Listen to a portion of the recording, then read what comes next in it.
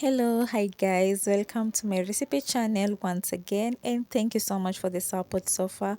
Thank you for the likes, the new subscriptions. To my new subscriber, karibuni sana, or I can say welcome to this channel. And if you are my returning subscriber, thank you so much. And so today I'm back again with a very interesting video that I want to share with you. I want to share on how to prepare the tamarind juice, as well as how to prepare the tamarind ice cubes. I have with me this tamarind that I bought from the markets, and trust me guys, they are very affordable. And besides that, I also have the plastic tin that I'm going to use to do the mixing, and this is half a glass of water, and I'm going to add in gradually or bit by bit until it forms a thick soup.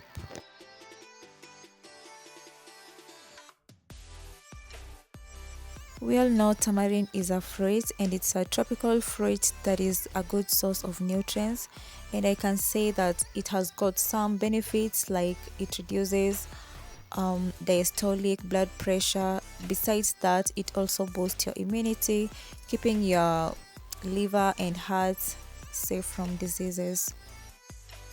Hope you're enjoying the video. Don't forget to watch till the end, like, support by subscribing, and don't forget to always turn on your notification bell.